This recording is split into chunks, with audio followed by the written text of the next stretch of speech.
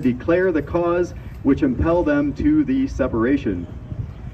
We hold these truths to be self-evident, that all men are created equal, that they are endowed by their Creator with certain unalienable rights, that among these are life, liberty, and the pursuit of happiness, that to secure these rights, governments are instituted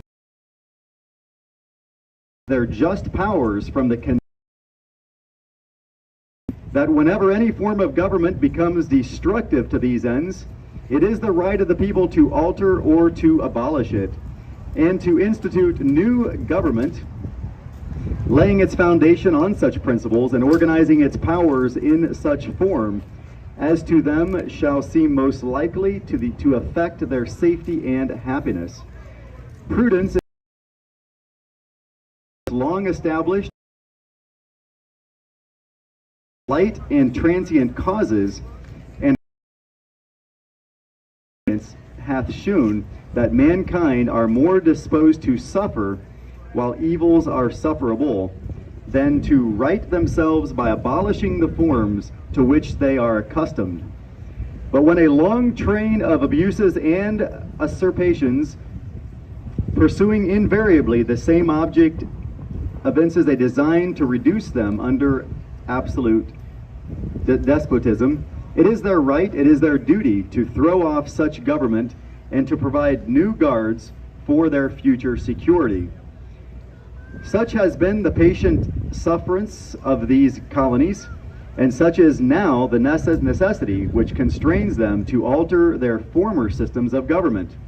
The history of the present King of Great Britain is a history of repeated injuries and usurpations, all having in direct object the establishment of an absolute tyranny over these states. To prove this, let facts be submitted to a candid world. So they have a long list of grievances against the King of the Great Britain. He has refused to assent to laws the most wholesome and necessary for the public good. He has forbidden his governors to pass laws of immediate and pressing importance.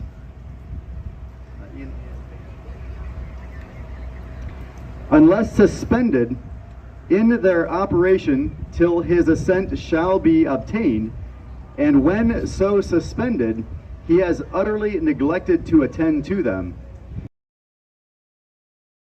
The accommodation of large districts of people, unless those people should relinquish the rights of representation in the legislature, a right inestimable to them and formidable to legislative bodies from the depository of their public records for the sole purpose of fatiguing his measures. He has dissolved representative houses repeatedly for opposing with manly firmness his invasions on the rights of the people. He has refused for a long time after such dissolutions to cause others to be elected, whereby the legislative powers incapable of annihilation have returned to the people at large for their exercise, the state remaining in the meantime exposed to all the dangers of invasion from without and convulsions within.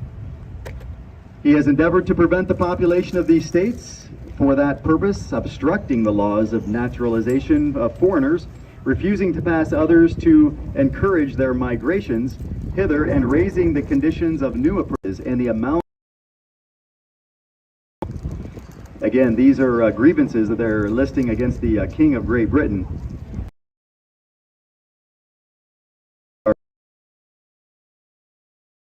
Is dependent on his their payments and sent hither swarms of officers to harass our substance.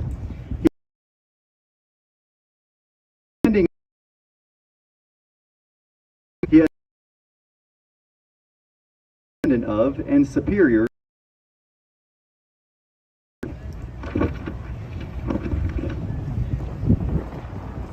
he has combined with others to subject us to a judiciary foreign to our laws, giving his assent to their acts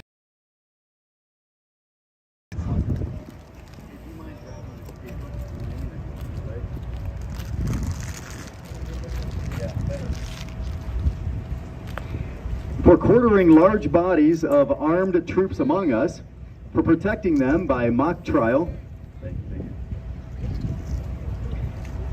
from punishment for any murders which should commit on the inhabitants of these states, for cutting off our trade with all parts of the world, for imposing taxes on us without our consent, for depriving us in many cases of the benefits of trial by jury, for transporting us beyond the seas to be tried for pretended offenses, for abolishing the free system of English laws in the neighboring province, establishing therein an arbitrary government and enlarging its boundaries so as to render it at once an example and fit instrument for introducing the same absolute rule into these colonies, for taking away our charters, abolishing our most valuable laws, and altering fundamentally the forms of our governments, for suspending our own legislatures and declaring themselves invested with power to legislate for us in all cases whatsoever. He has abdicated government here by declaring us out of his protection and waging war against us. He has plundered our seas, ravaged our coasts, burned our towns, and destroyed the lives of our people. He is at this time transporting large armies of foreign mercenaries to complete the works of death, desolation, and tyranny already began with circumstances of cruelty and perfidy scarcely paralleled in the most barbarous ages, and totally unworthy of the head of a civilized nation. He has constrained our fellow citizens taken captive on the high seas to bear arms against their country, to become the executioners of their friends and brethren, or to fall themselves by their hands. He has excited domestic insurrections among us, and has endeavored to bring on the inhabitants of our frontiers, the merciless Indian savages, whose known rule of warfare is an indistinguished destruction of all ages, sexes, and conditions. In every stage of these oppressed, we have petitioned for redress in the most humble terms. Our repeated petitions have been answered only by repeated injury. A prince whose character is thus marked by every act which may define a tyrant is unfit to be the ruler of a free people. In attentions to our British brethren, we have warned them from time to time of attempts by their legislature to extend an unwarrantable them of the circumstances of our immigration and settlement here, and we have appealed to their native justice and magnanimity, and we have conjured them by the ties of our common kindred to disavow these usurpations, which would inevitably interrupt our connections and correspondence. They too have been deaf to the voice of justice and of consanguinity. Not sure, some of these words aren't quite common English anymore. We must therefore acquiesce in the necessity which denounces our separation, and hold them, as we hold the rest of mankind, enemies in war, in peace, friends. We therefore, the representatives of the United States of America, in General Congress, assembled, appealing to the Supreme Judge of the world, and for the rectitude of our intentions, do, in the name and by authority of the good people of these colonies, solemnly publish and declare that these united colonies are, and of right ought to be, free and independent states, that they are absolved from all allegiance to the British Crown, and that all political connection between them and the state of Great Britain is and ought to be totally dissolved, and that as free and independent states they have full power to levy war, conclude peace, contract alliances, establish commerce, and to do all states may. For the support of this declaration of divine providence, we pledge our lives, we pledge to each other our lives, our fortune, and our sacred honor.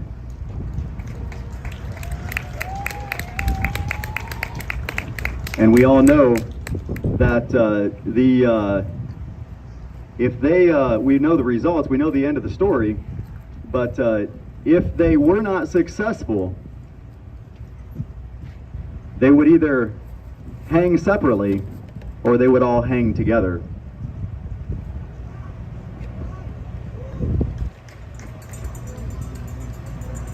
Benjamin Franklin said, "They who can give up essential liberty to obtain a little temporary safety deserve neither liberty nor safety." Abraham Lincoln said, "Those who deny freedom to others deserve it not for themselves." John Basil Barnhill said, "When the people fear the government, there is tyranny. When the government fears the people, there is liberty."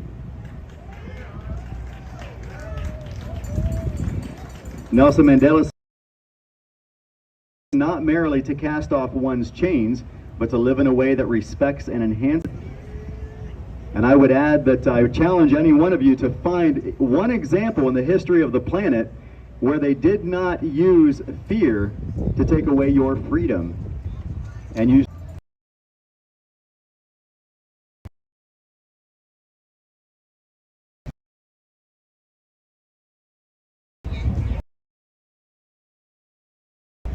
wrote me a little speech.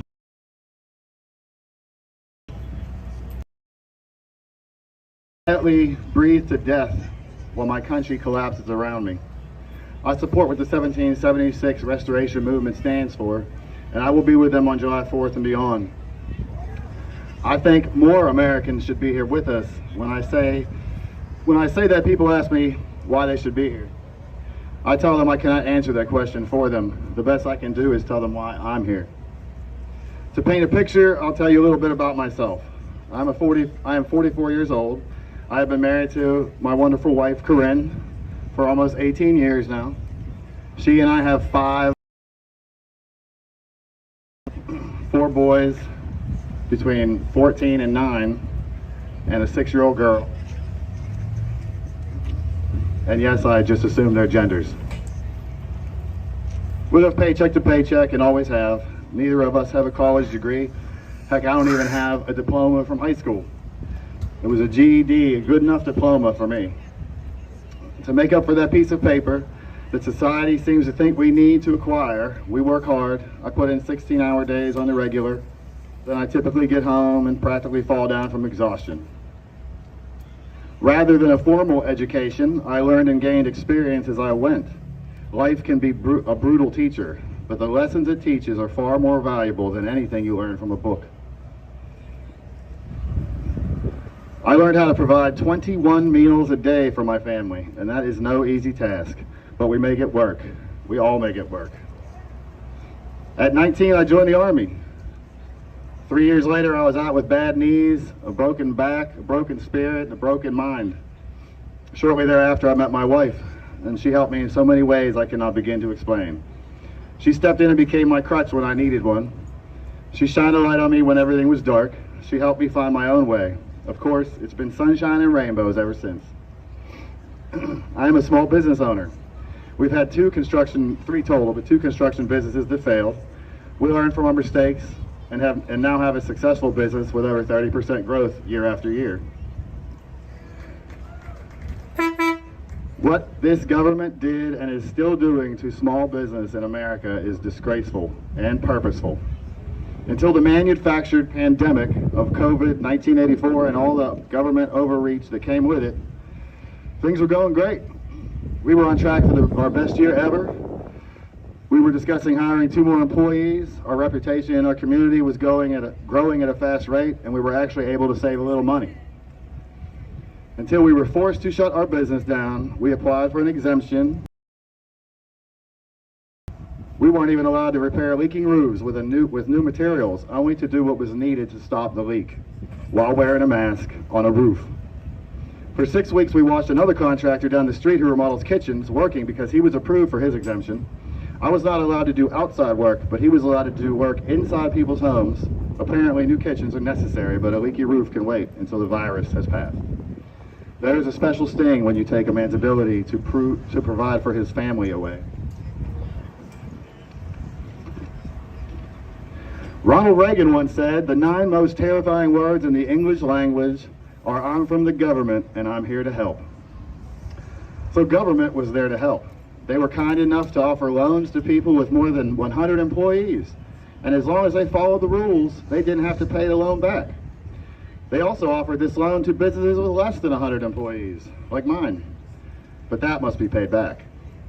Backed into a corner and facing the closing of my business, I felt I had to take it. What else was I going to do? Close? I don't know how to do anything else.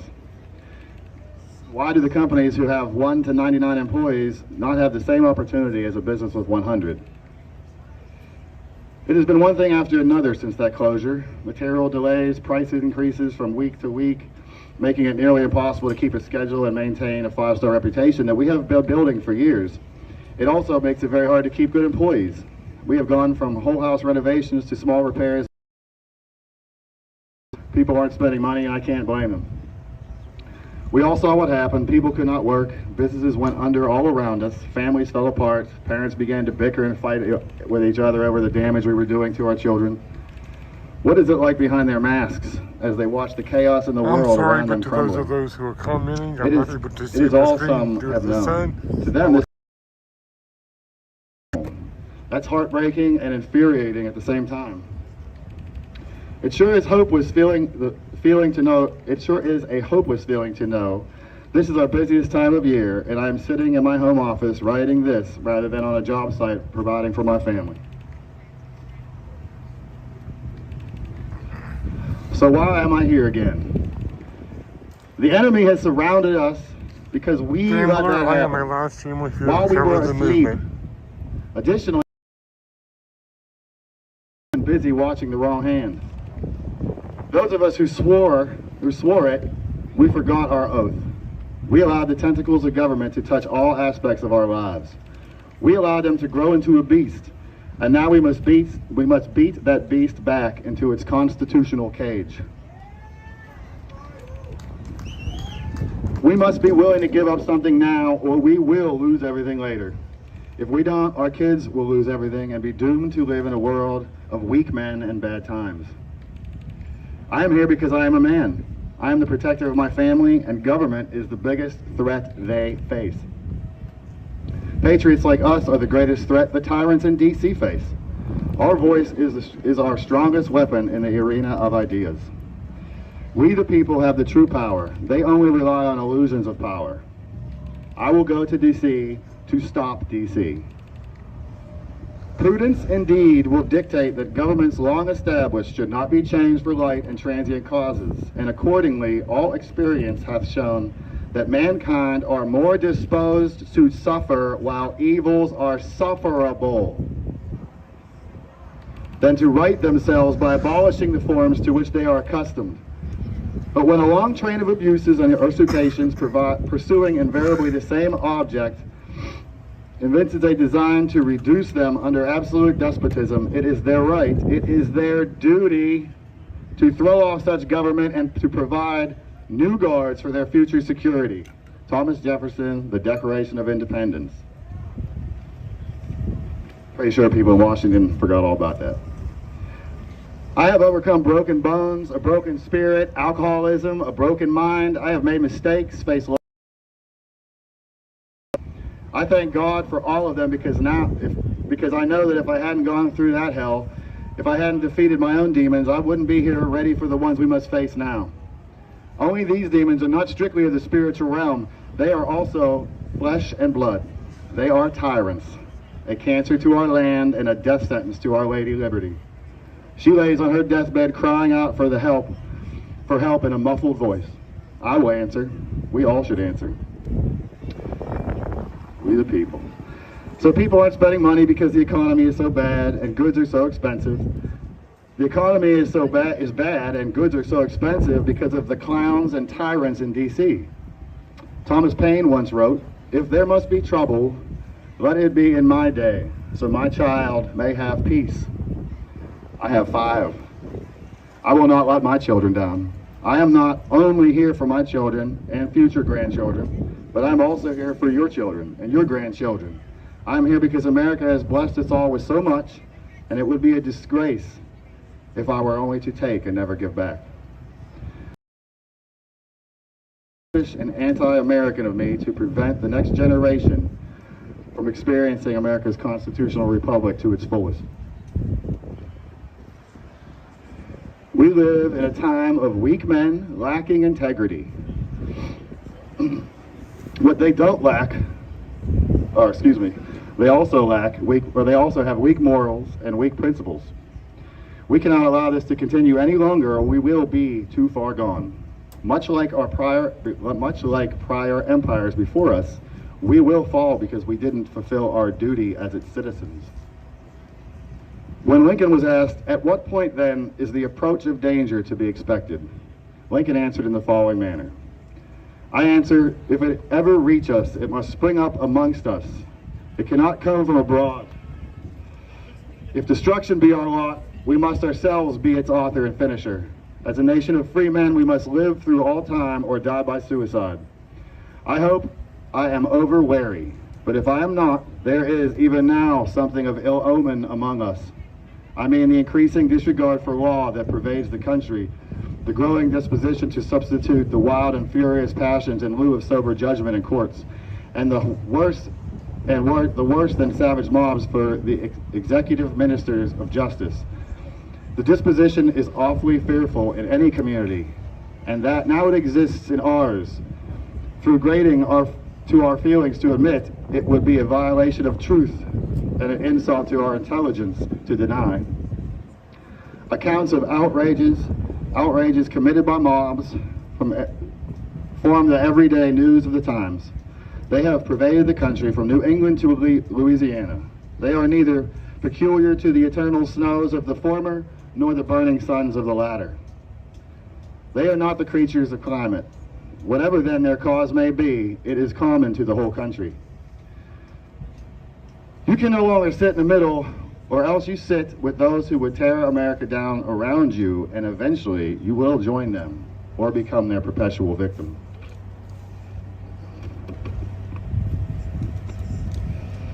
What will you sacrifice to save Lady Liberty? Are you willing to sacrifice everything? In the end, you will lose it all anyway. The only question remains, who will take it from you? Will you sacrifice it to your families for your family's freedom? Will the world take it when you pass on? Will the government take it all when you stand up? Or will they take it slowly while you sit on the couch asleep? Don't you realize the duty to this mission is on your shoulders? Whether you take up the fight with us now or you wait for them to come to you, you are part of this fight. It's about what you leave, not what you take. You cannot take anything from this world, but you can certainly leave a lot. And I switch over to poetry mode. We must fight the night until we see the sun. We don't need a blade, we don't need a gun. We have God, truth, and history on our side. We must fight to keep Lady Liberty alive. She stands in the cold and the heat. She saw many wars with no retreat. She stood alone through the day and night, so we can never give up the fight. Thank you.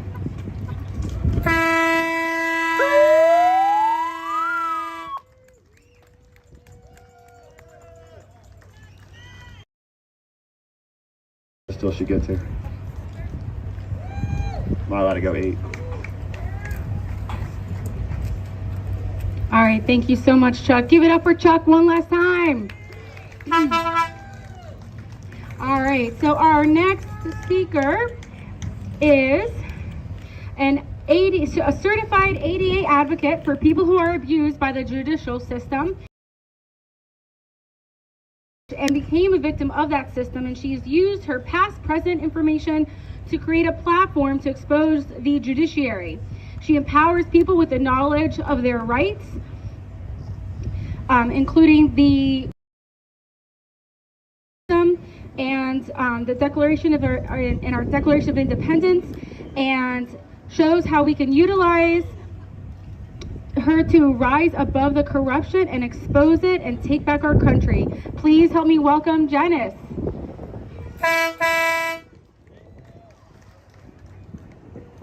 People like you and like me to do it for them, and they will reap what we've done. All of us are equal. Doesn't matter your color, Doesn't matter where you were born. We come into the earth with nothing and we leave with nothing. We all get up in the morning and we put our pants on the same way, as does any judge in the United States of America. And for some reason, when they put on their little black dress, they feel that they are above us.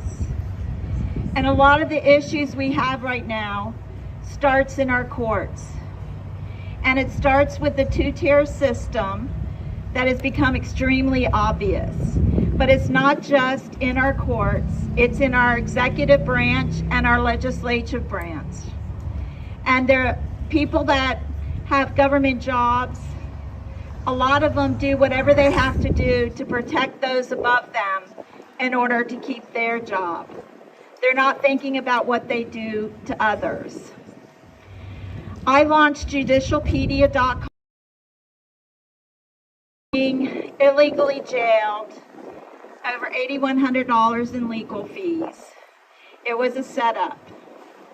I spent 14 days in solitary confinement in 2014.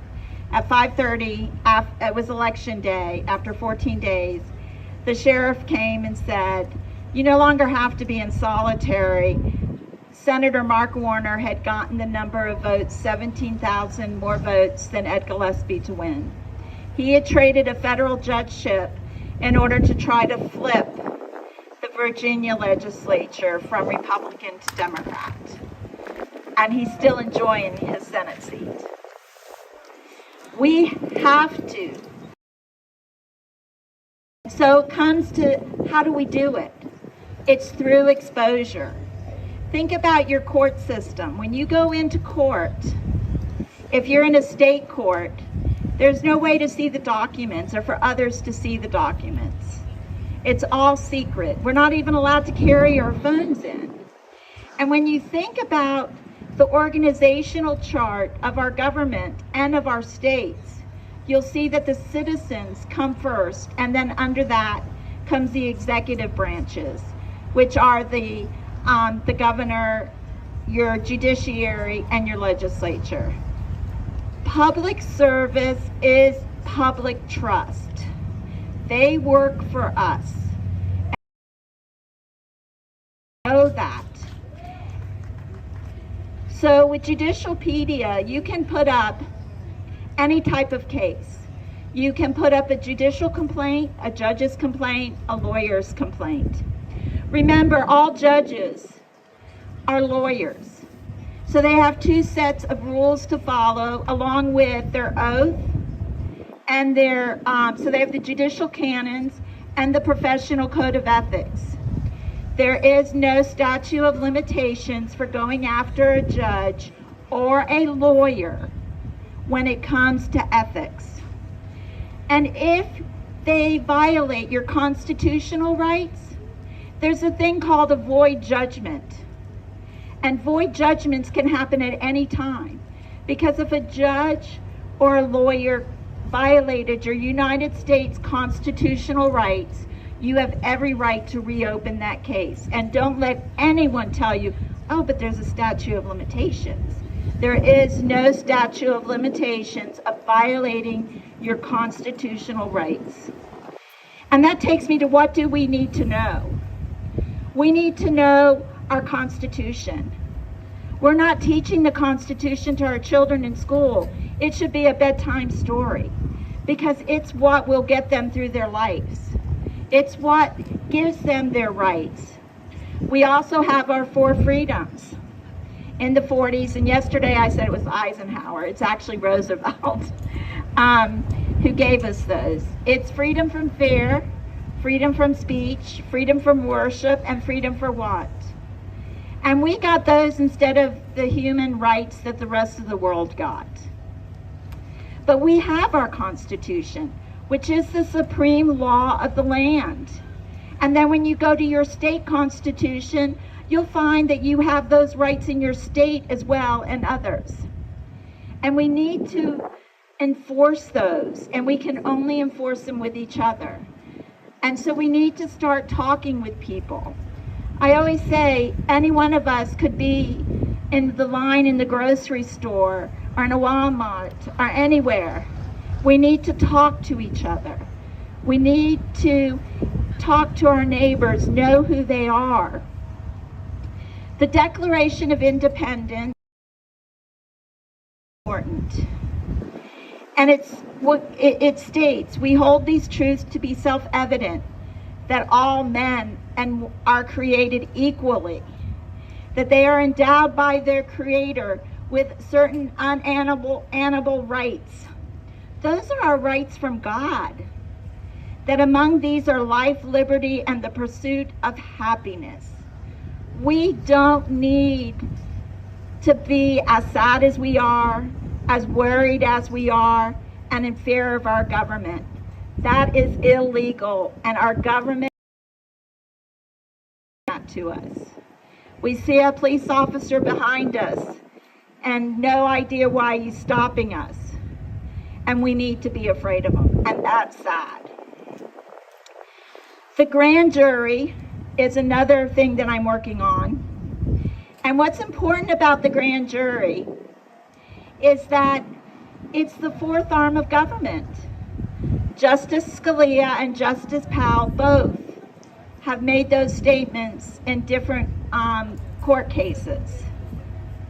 We have the right, every county, every city in the United States almost, has a grand jury that meets maybe every other month, every few months, but it meets.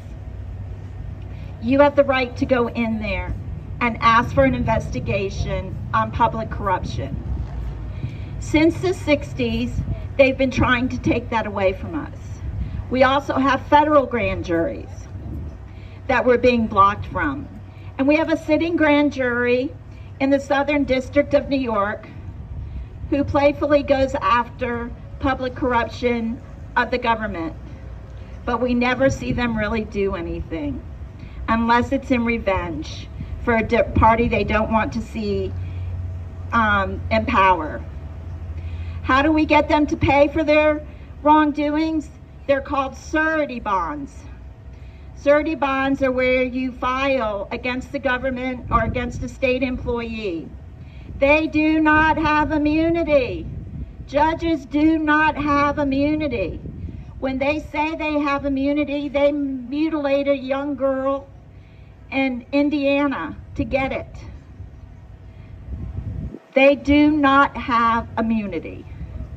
There is no law that gives them immunity for acting outside their oath of office, violating the Constitution, and violating our rights. Never go to court alone. Be sure you let as many people. It's embarrassing. We all get into trouble. We all have moments of our life we're not proud of, but things happen. And we have to learn to stand up and speak out about them and not be embarrassed, because we're not alone. Whoops. We all have certain things that happen, whether it be a divorce, bankruptcy, foreclosure. Any of these things can happen to anyone. When you see someone homeless, I think they say 78% of Americans are 2 months away from being homeless. So it can happen to anybody. So with the foreclosures that are happening, we're going to have a repeat of 2008. Because in 2008, when the government gave the banks and everybody so much money, they covered up what they had done. And with that cover up, a lot of us, the mortgages we have don't really exist. They created the smoke and mirrors. And one of the largest Ocwen actually, and here again my numbers aren't exact right, but they sold $4 million worth of stock for $17 million, and the insiders made $317 million. And I do have some notebooks with me that show the articles and show the numbers. We have all of the large banks, all the large companies now got all this COVID money. Do you think you're going to see any of that going towards mortgages of people? Do you know anybody other than a legislature or a government person that had some kind of conflict that got those billions of dollars that were supposed to buy down mortgages for Americans. I don't know a single person, except for legislature people. And the judges, there's a woman that's doing backgrounds of the judges' mortgages, and it looks like a lot of them are forgiven with ever being paid. There's a lot of backdoor stuff going on that we can't get investigated because we're blocked by the judges to get into the grand jury. We're blocked by FOIA requests. We're blocked by a media that isn't reporting on it and is owned by China, who is investing in our country and going to take over it with an insider type takeover like we've never seen. We can make a difference, and we can do it on the internet. We can start with Judicialpedia, but what we have to do is be storytellers. We need to tell our story. And so one of the things that I have planned is to create a platform like Judicialpedia to tell the stories of the truckers. Where dashboard, you can put a picture, you can put links to all your videos, to other websites, but you can write your story, how, what, where, when. We are the media. We are the people who need to leave a history for our children.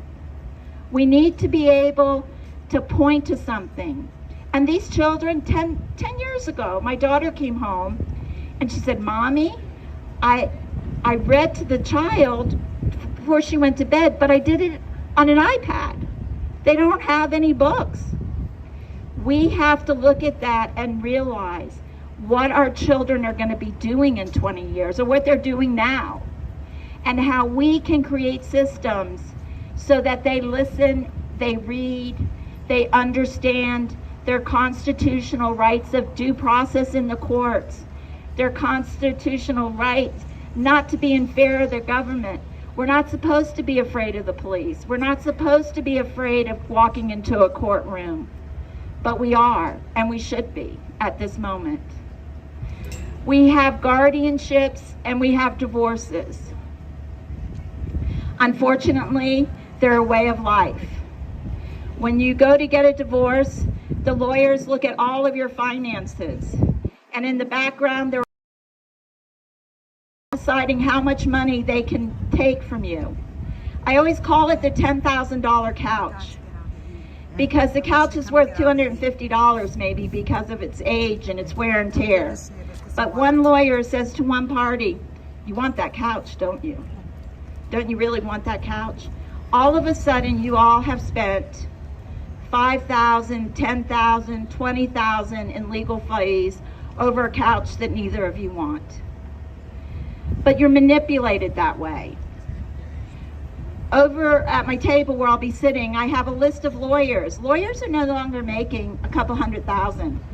They're in the billions of dollars. There's a list of like 100 law firms that are making over $1 billion. One law firm, $4 billion in a year. Remember, that's after expenses. So we're feeding into a government, large corporations with insider trading, and we have to stop it. We've got to get the investigations. When you hear of public corruption, do whatever it takes to expose it. You have in your own cities and counties regular meetings of city council. I stand up at every single council meeting and I call them out.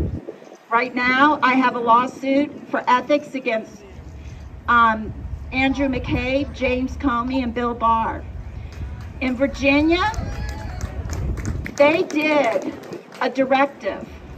No public corruption was to be investigated by the Virginia FBI agents. It all went to them on the 7th floor.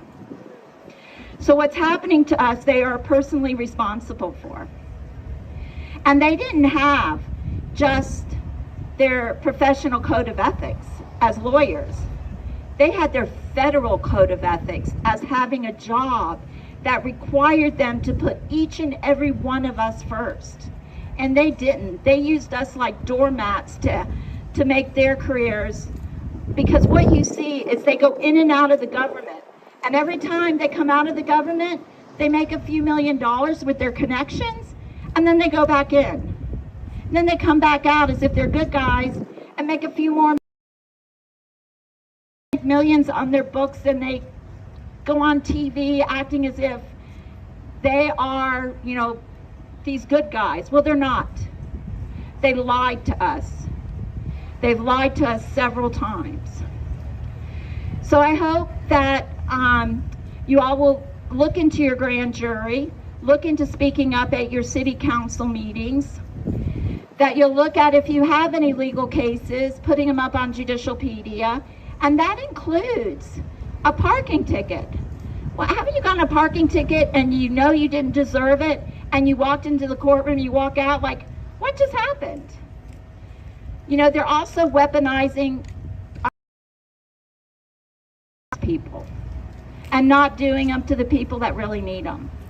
So we have a lot of tools though, and we have to use those tools and utilize them. I hope you'll keep an eye open for Truckerspedia and put your story up there. Also, if you do find yourself going into court, look for an ADA advocate. There's a woman, she's passed, but was from Florida, Karen Huffner, and she coined the term legal abuse syndrome. And she got through the federal government that under the ADA, legal abuse syndrome is a real anxiety, PTSD, as if you've been at war. Because in a lot of ways, we are at war with our own country and trying to take it back. And God bless every single one of you. If anyone has any questions for me or any comments, you know, please let me know. But let's all remember, we're here from God, and God has our back. And He's got a bubble around all of us. You know, I started out saying I had been jailed illegally, and do what you want to do to stand up, but don't put yourself in a position to be jailed, because while you're in jail, you can't do the fight that you need to. So we had two situations here in our country, Occupy Wall Street and Black Lives Matter. Both have kind of fizzled out. We can't allow what we're fighting for to fizzle out. We have to keep this fight up. And it's all facets of life. So I ask you to please support judicialpedia.com. I ask you to look for Truckerspedia, COVIDpedia, J6pedia. We have so many history happening moments right now in our lives that we need to leave the stories to our children. We need to keep in touch with each other and make sure each other are safe. So if there's anything I can do for any of you, please let me know, and any questions you may have. Thank you.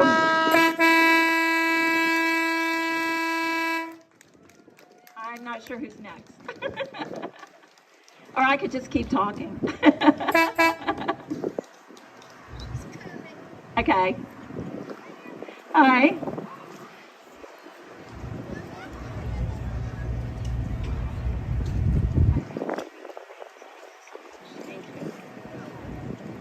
All right, give it up one more time for Janice. Okay, if I could invite Wild Bill to the stage. Wild Bill. And then we're going to transition into some auction time. All of our proceeds from our auction go straight to 1770.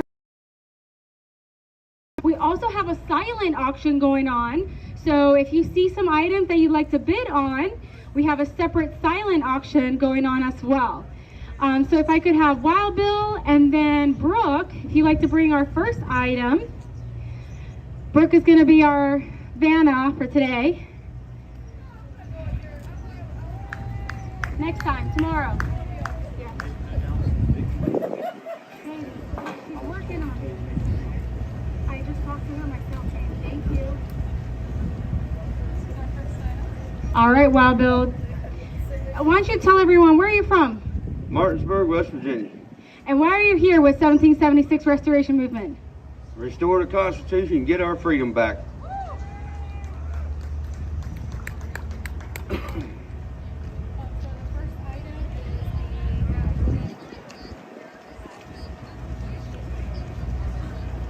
All right, we got a girl walking around with the American flag artwork, so everybody can get a good look at it.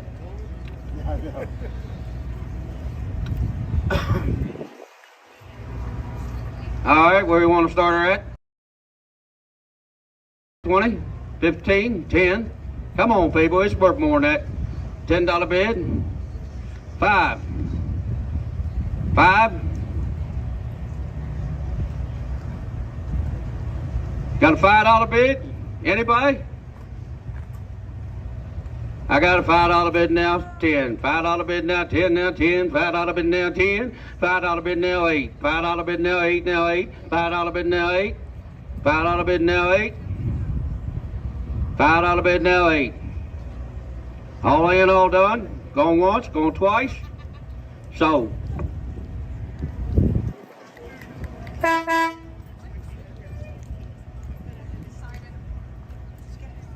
I'm not really an auctioneer. This is my second week of doing it. I did it last rally and I did it this rally, so bear with me.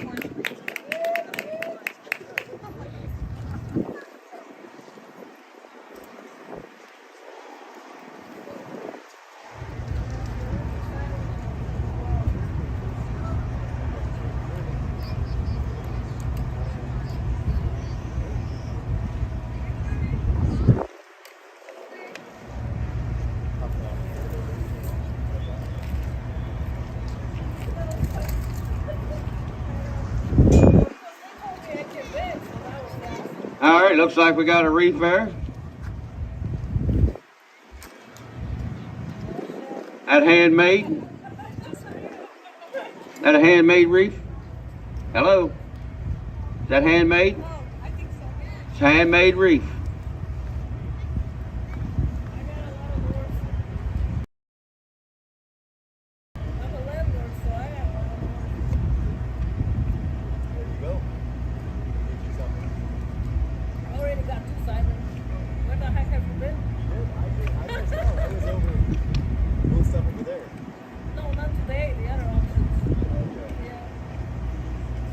All right, where you want to start her at, boys? Give me 10. Anybody give me 10? 5. I got a $20 bid now, 5. $20 bid now, 5 now, 5. $20 bid now, 5. $20 bid now, 5 now, 5. $20 bid now, 5. Come on, boys. It's prettier than that. It's patriotic. $20 bid now, 5. I got 20 with 5, 30. 25, 30. $25 bid now, 30 now, 30. $25 bid now, 30. $25 bid now, 30 now, 30. $25 bid now, 30. I got 30 now, 5. 30 now, 5. $30 now, 5. Big D. $30 now, 5. Got $30 bid now, 35, 35, 35, $30 bid now, 5. All in, all done. Going once, twice. Sold.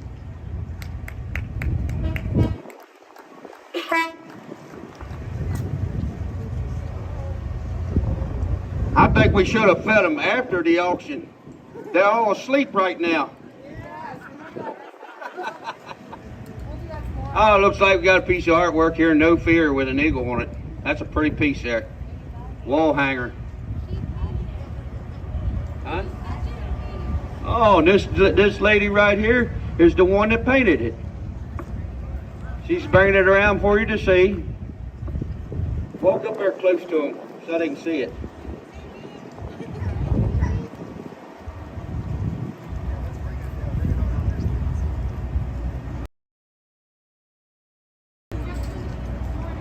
Huh?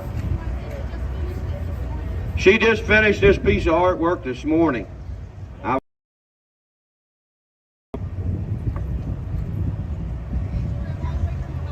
And she drove all the way from Ohio to get here.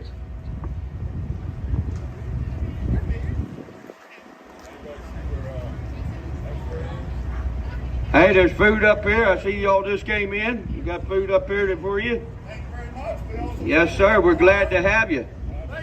Come back tomorrow and bring some friends. We will at least be back. Friends don't really have many. Thank you. All right, where you want to start her at? I got 20. 20? Anybody bid 20? 15? 15? I got 15 now, 20. $15 now, 20 now, 20 now, 20. $15 bid now, 20. $15 bid now, 20. $15 bid now, 20 now, 20 now, 20. $15 bid now, 20. $15 bid now, 20. $15 now, 18. Oh, you got 20? Okay, D. I got 20 now, 5. $20 now, 5. I got $20 now, 5. $20 now, 25. $20 now, 25. Let's go. Come on, people. There we go. I got 25 now, 30. 25 now, 30, D.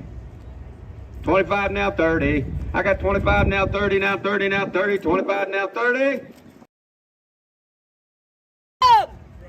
25 now, 30. I got 25 now, 30. I got 30 now, 5. $30 now, 5. I got 30. I got 35 now, 40.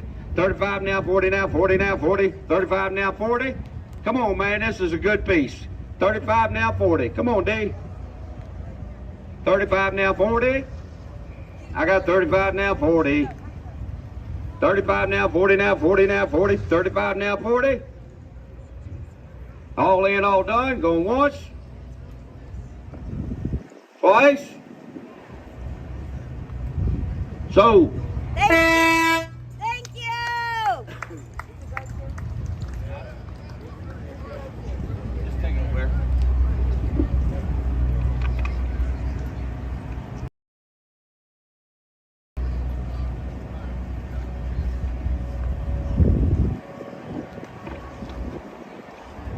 Come on, ladies and gentlemen, let's wake up here today. We usually do better than this. All these pieces they're putting out there, there's a lot of hard work in them. There are a lot of beautiful pieces. I don't know whether they have anything in there this week or not, but a blind lady made something last week and put in the auction, and I tell you what, it was a beautiful piece.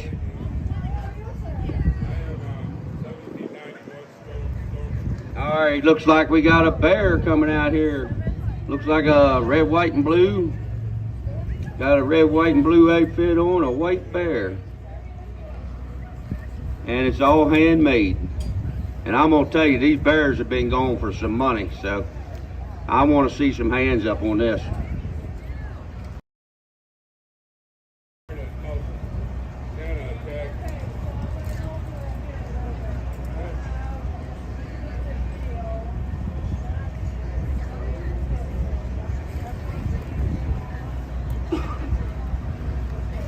All right, where you want to start her at? How about a $20 bill? 20? Anybody give 20? I got 20 now, 5. I got $20 now, 5 now, 5. $20 now, 5. $20 now, 5 now, 5. $20 now, 5. I got $20 now, 5. $20 now, 5. I got 20 now, 25. I got 20. I got 25 now, 30. 25 now, 30. $25 now, 30. $20 now, 30. I got 30 now, 5. $30 now, 5 now, 5. $30 now, 5. $30 now, 5. I got 35 now, 40. 35 now, 40. 40 now, 50. 40 now, 45. I got 40 now, 5. I got 45 now, 50. 50 now, 5. I can't see who's bidding over here. I got 55 now, 60. 65. 70. 70. You're all out now, come on. It's worth more than that, but these bears have been selling for double that. 70? I got 65 now, 70. 65 now, 70. I got 65 now, 70. Come on. 65 now, 70. All in, all done. Going once. Twice.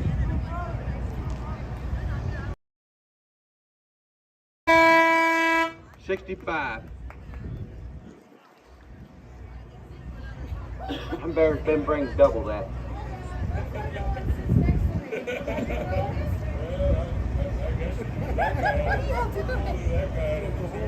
They stole that bear like Biden stole the election. Those things are loud. Listen, blame Eric, okay? Oh, no. He's so far away. Do you have any transmission over there? I keep buffering everywhere I go. Oh boy, looks like we got a goodie basket out here.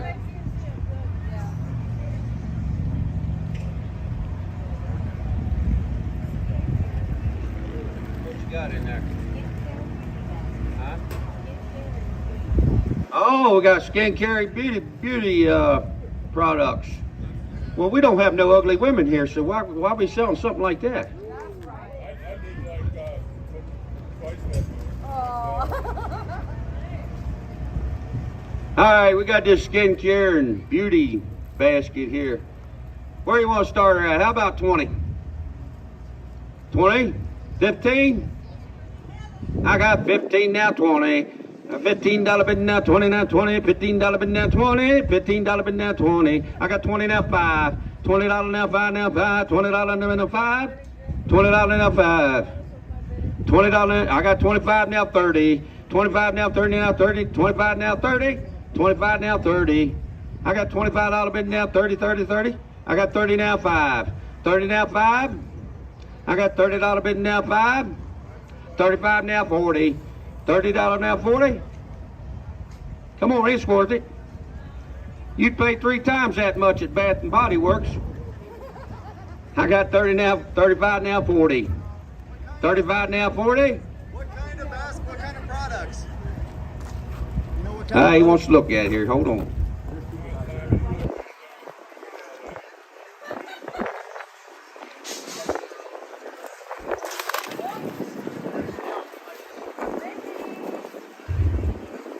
All right, folks, there's a lot of good stuff in this basket. We got do-it-yourself candle making set.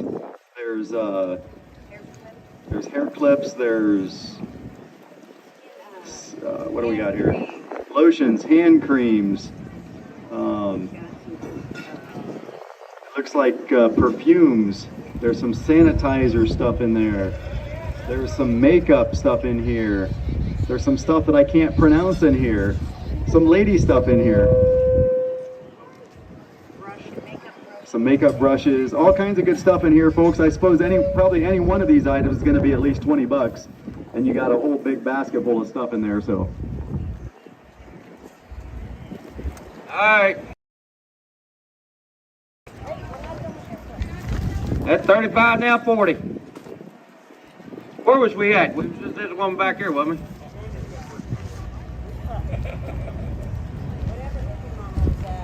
Ma'am, I had you at 35, right? 35 now, 40. I got 35 now, 40 now, 40. 35 now, 40. 35 now, 40. I got 35, I got 40 now, 5. 40 now, 5. I got 45 now, 50. 49, 50. 45 now, 50. Come on, make it an even number. I got 45 now, 50. 45 now, 50, 50, 50. 45 now, 50. 45 now, 50. I got 50 now, 5. 50 now, 5. I got $50 bid now, 5. $50 bid now, 5 now, 5. $50 bid now, 5. All in, out. All done. So going once, going twice. Another bidder. I did. Well, I can't see her over at the table. I'm sorry. Well, we'll go ahead. I got $50 bid now, 5. $50 bid now, 5 now, 5. $50 bid now, 5. I got 55 now, 60. $55 bid now, 60. $60 bid now 5. $60 bid now 5 now 5. $60 bid now 5. $60 bid now 5 now 5. $60 bid now 5. All in. Going once, going twice. Sold.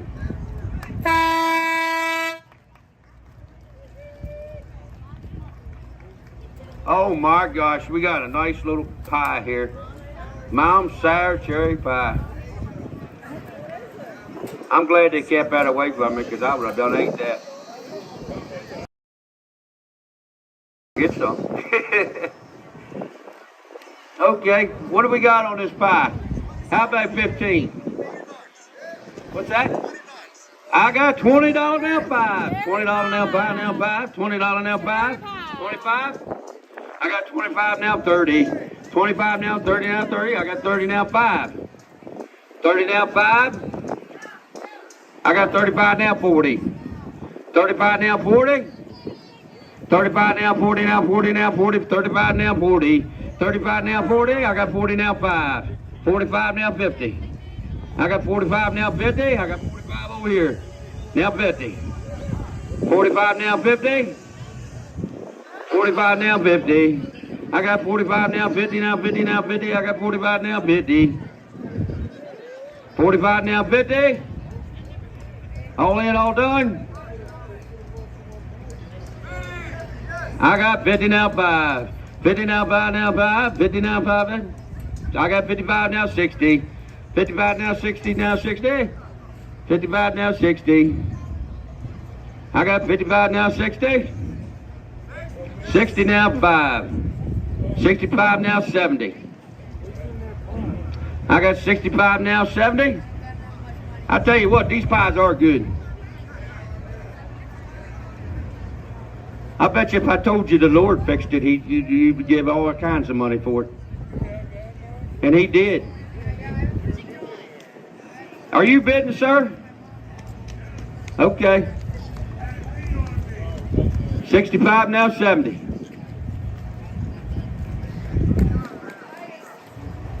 All in, all done. Sold. Now I wish we had some more of them pies.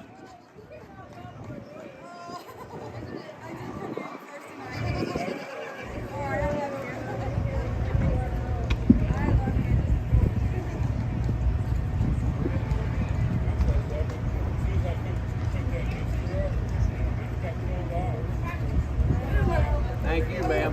Appreciate your business. Oh, ain't this a pretty little truck?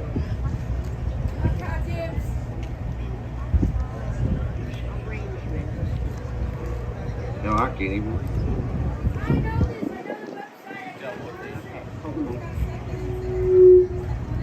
This truck is from Custom Succulent and Cacti Arrangements, and it also lists the website.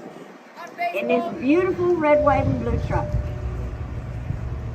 Yeah, beautiful little red and white truck. Got little cactuses in it there.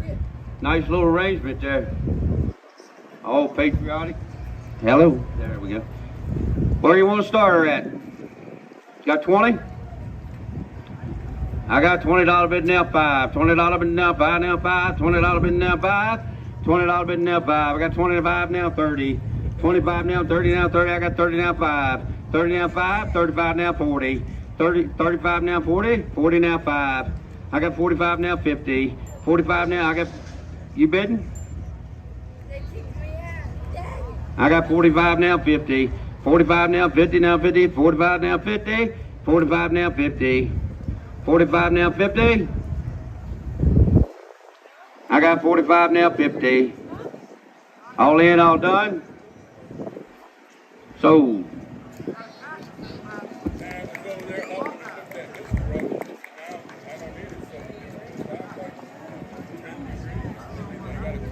$45.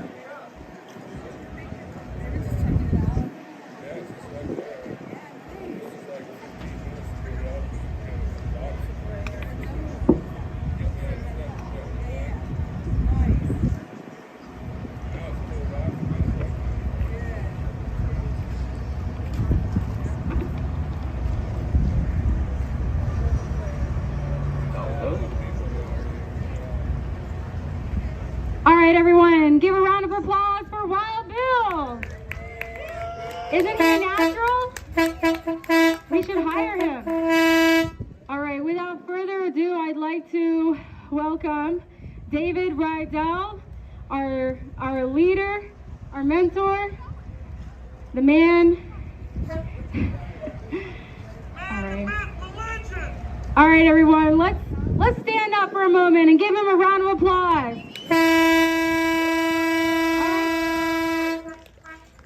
This man stays up all hours of the night, talking to people, phone calls, interviews, listening to you, working hard, figuring out a plan for our peaceful protest.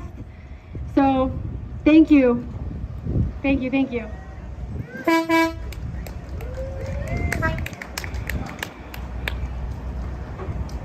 Wow, what a weekend. I was so in at 2 o'clock this morning. It just blows me away what happened the last 48 hours. We began to run out of room, which is a problem I like. So thank you all. How many's come in the last 48 hours? Raise your hand. All right, man, a lot of hands. God bless you. Glad you're here. And we got rain, looks like, coming in, so I'm going to have to hurry. That's why they go ahead and got me up. But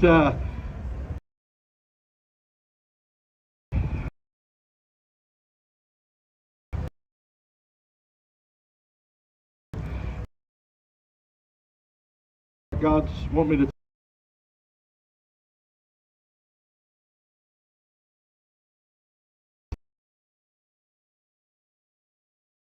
so all morning long I've been struggling because I didn't have anything.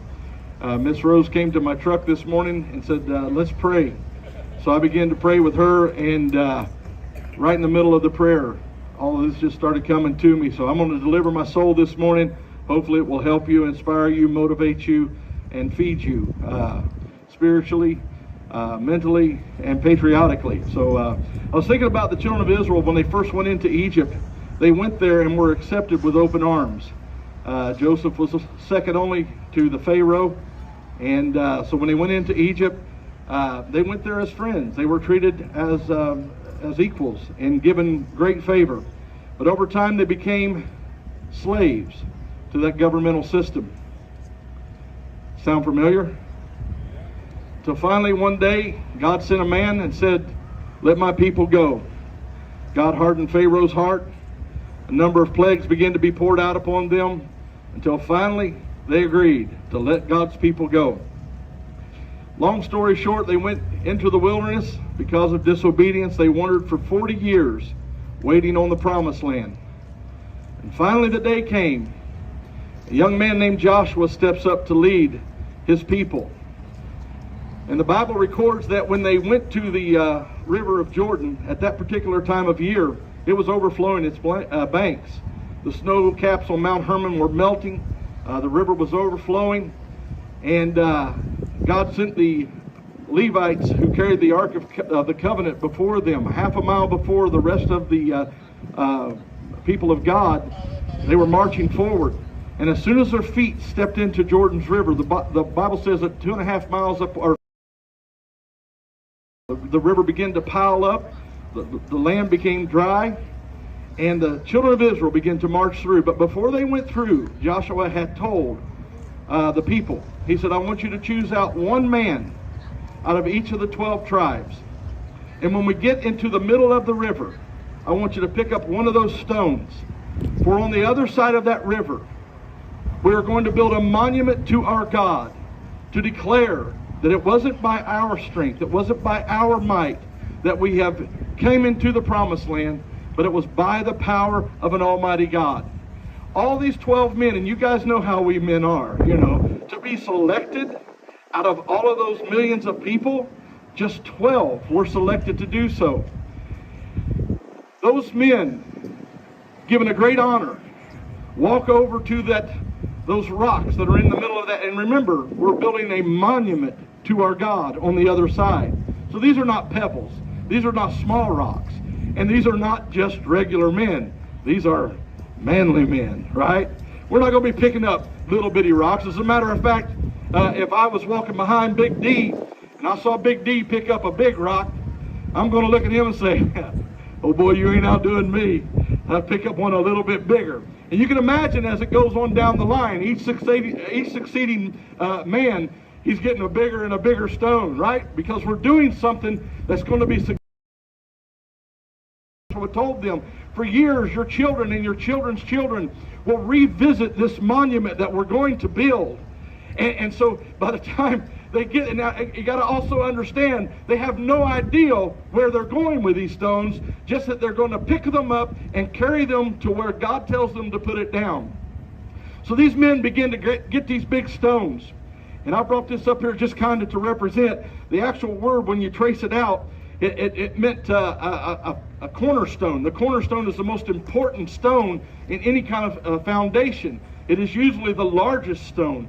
So these guys are carrying rather large stones. So when you go to pick up something like this, you want to lift with your legs, right? So they get down and they now I pick something light because I'm weak. But anyway, they pick up this big stone. I'm going to act like it's heavy, so bear with me. You guys know it's not, right? I'm not this strong. This is not stone. And they're like, all right, let's do this. This is kind of like when we rolled into Hagerstown with their flags all brand new, right? Oh, let's do this thing. We're on board, man. Let's do this thing. Oh, we're all excited. And then they begin to march, and the people of God are encouraging them. They have a position of honor. They have a position of greatness, you know, and they're carrying this stone and they walk. But some Bible historians put the place of Gilgal, where they're going to actually build this monument, 7 miles from the river of Jordan. Had they have known it was going to be that far, they might not have taken on such a task as this. But here they go. The first mile. Yeah, our flags are still flying and we're still excited. Bring it on, baby. We're here to possess the promised land. Mile number 2. I'm starting to hurt a little bit. This thing's starting to dig into my chest. Starting to dig into my arms. I feel my hands growing numb. Mile number 3. This used to look like a position of honor, but now it's becoming a position of pain. Mile number 4. I don't want to disappoint my tribe. I don't want to let down my people. And that's the only thing that keeps me taking the next step. Mile number 6. I don't think I can do this anymore. I've never done anything this hard in my entire life. But somebody runs up and says, you can do it, man. You can do it. He looks at that person and says, don't you see the blood running down my chest? Don't you see the blood running down my arms? I'm in the most pain I've ever been in my life. Is this worth it? And finally, at mile number 7, in a town that will become called Gilgal, the man of God says, stop and lay your burden down. When you've been carrying something like this for this long, you don't just drop it. You've got to lay it down carefully. And they begin to walk that rock down their body. Even as they're laying it down, it does its final damage to their body. And they finally lay it down. You don't straighten up right away from something like that. And you sure don't want to be talked to. And you don't want to be messed with. I think I'm just going to go over here and just rest for a moment, if you'll let me. People are coming around. Those 12 are all sitting around looking at each other. After a few minutes, one of them probably gets the courage to look at another one. Was that as hard on you as it was on me? Yeah. There's a few times back there I thought I was going to stop and drop the load. Yeah, me too. It's the hardest thing I've ever done in my life. Look at this. I'll never be the same again. scarred up, and I'll carry these scars the rest of my life. Yeah, me too. Nobody else in that camp can even come close to relating to those 12 men. All the rest of them just watched as they bore that burden. The only ones that can truly relate to those men are the other men that carried those stones with them. 40 years. Those stones no longer have the blood of those men on them. They're now arranged in a monument that testifies that our God can do anything. I can see a man now whose beard has gone gray, and the hold of his hand is a little tow-headed boy.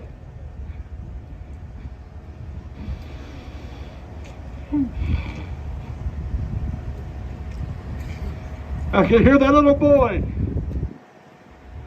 say, "Papa, which one of them stones was yours?" No more pain.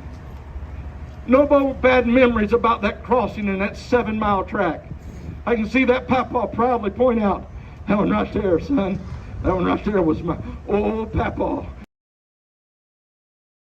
This morning, yes, sir, I carried it all the way, son. "Oh, Papa, you're the greatest man that ever lived." I'm looking over a crowd, and I would like for those who have started with us, who were at that Red Man parking lot. You remember that place? That was over a month ago. All of you that were in that Red Man parking lot, I want you to come up here for just a moment, quickly. All of you that started with us was in that Red Man parking lot. Remember back then, we all fit in a restaurant, a closed restaurant's parking lot. That's how big we were. Today, we're filling up this entire parking lot and have them parked back there in the gravel. All of you that were there at Red Man when we started this endeavor, I remember when you guys pulled up and it looked like it was over. You remember that day? It looked like we were done. It looked like that we couldn't go on. You all pulled up and I saw it in your eyes. You still have the fire. You still have the desire. You still have the want to. And you all looked at me and I said, "I have nothing for you. I have absolutely nothing. I have no money. I have no food. I don't even have a place for us to park." And you guys looked at me and said, "We can do this. We can build it again. We can do it again." And I looked at every one of you and I said, "All right, here, Oreo." I said, "All right." And these guys took up that stone. And they have traveled all this way for over a month waiting on it. Pass it around. Yeah, pass it on down. Every one of these people that were there, they stood with this organization. They stood behind the Constitution and the Declaration of Independence. And they said, "Yes, we may bleed, and yes, we will hurt, but there will be a day coming soon where our grandchildren will ask us, 'Is this what you've done for us?' And we will proudly look at our grandchildren and say, 'Yes, I was there, and I've done this. This is why we are here. We will bleed, we will hurt, but we will succeed.' Why? Because the same fire, the same God, the same determination is still in our hearts. The fire still burns in our bellies, and we will not quit until we are successful."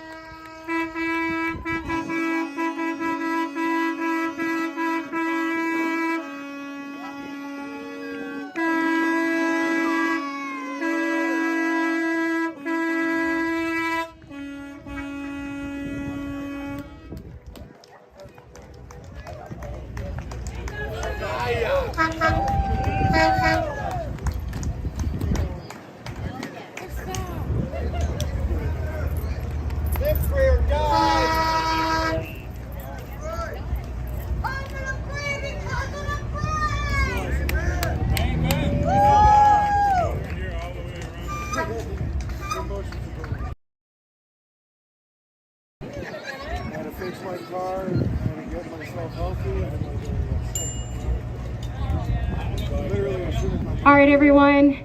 It looks like we may have some rain, but please feel free to stick around. We are cutting our live auction short, but while the rain holds off, we still have the silent auction going on. We also have a 50-50 raffle going on. And then please support our other vendors, Bob's Flags.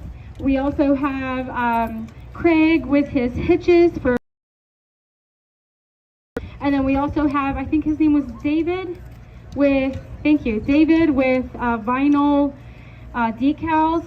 Pretty cool. I passed back there and he's got the machine set up and everything to do it right there on the spot. That's awesome. We also have, what? Right.